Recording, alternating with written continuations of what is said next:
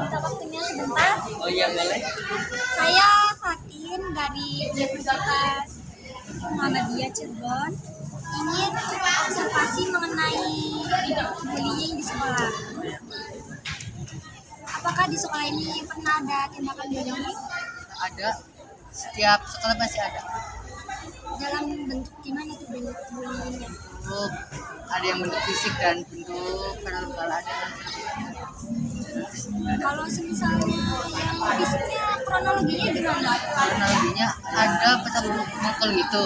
2 tahun kemarin ada tuh dipukul sama ramean sampai mati. Sakit sih. Visum pelakunya tuh ada 5 orang atau lebih, sampai visum semuanya yang jadi pelakunya itu masukkan ke polisi, tapi alhamdulillah di penjara cuman di wajib lapor. Terus tindakan sekolah dalam mengatasi itu gimana? Ya, pertama dipanggil dulu siswanya, ditanya-tanyain semuanya benar-benarnya. Kalau udah baru semua siswa-siswa yang itu dibawa ke kantor polisi di pusat Cirebon. Terus kalau misalnya di sini pernah ada nggak program anti bullying gitu? Terakhir itu ada yang sudah bikin drama gitu, agar siswanya itulah sadar kalau kemudian itu nggak baik. Terus apa ada tindakan kayak diskriminasi gitu? Yang membeda-bedakan? Kalau setiap kelas pasti ada, setiap kelas sering. Cara ngatasin biar nggak kayak gitu gimana? Siswanya itu harus dinasehatin gitu. Terus kalau misalnya rata-rata kayak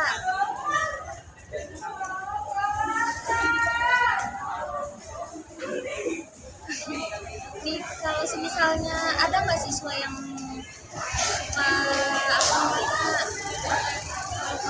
kalau gimana gitu? Sering gitu. Setiap hari pasti ada lah. Siswa yang dituju buat jadi target bully itu yang kayak gimana? Yang terus diam aja, pendiam. Pulang nggak tahu apa-apa gitu lah. Yang gampang bully. Terima kasih. Sekian observasi dari saya. Kurang lebihnya mohon maaf. Wassalamualaikum warahmatullahi wabarakatuh.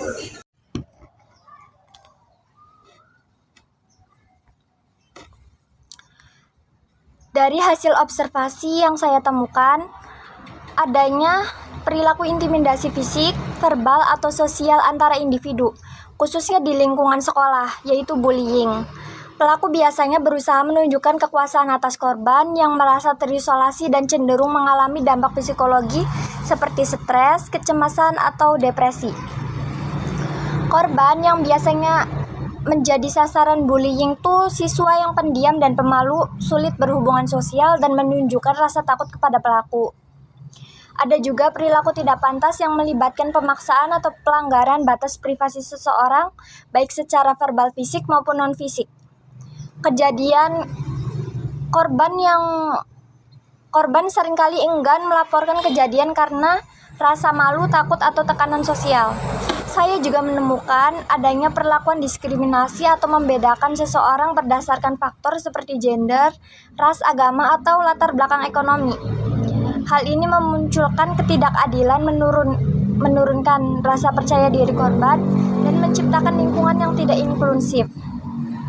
Solusi yang dapat kita lakukan mengenai bullying, kekerasan, dan diskriminasi yaitu dengan mengadakan program tentang dampak negatif bullying, kekerasan, dan diskriminasi. Sekolah juga menerapkan aturan tegas terhadap perilaku negatif tersebut, serta sanksi yang jelas bagi pelaku.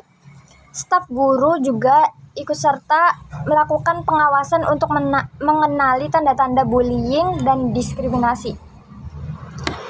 Menurut psikososial Erik Erikson, perilaku bullying dapat muncul karena kegagalan individu dalam menyelesaikan krisis pada tahap industri versus inferiority, usia, 6-12 tahun. Anak-anak yang merasa rendah diri atau tidak kompeten seringkali mencoba menutupi kelemahan mereka dengan mendominasi orang lain. Jika dibiarkan, pola ini bisa terbawa ke tahap identitas. Menurut teori psikososial Erik Erikson, bullying dapat muncul karena kegagalan individu dalam menyelesaikan krisis pada tahap industri versus inferiority. Anak-anak yang merasa rendah diri atau tidak kompeten seringkali mencoba menutupi kelemahan mereka dengan mendominasi orang lain.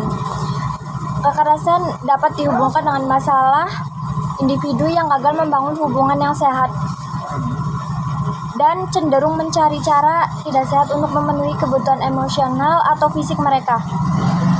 Diskriminasi seringkali berakar pada masalah di tahap identity versus role confusion. Individu yang tidak berhasil membangun identitas diri yang kuat cenderung merasa terancam oleh perbedaan, sehingga mereka mengembangkan stereotip atau prasangka untuk mempertahankan rasa superioritas. Dalam kasus tertentu, pola pikir diskriminasi juga bisa diperkuat oleh kegagalan dalam tahap industri versus inferiority, di mana individu merasa perlu merendahkan orang lain untuk meningkatkan harga diri mereka sendiri. Sekian dari saya, kurang lebihnya mohon maaf. Wassalamualaikum warahmatullahi wabarakatuh.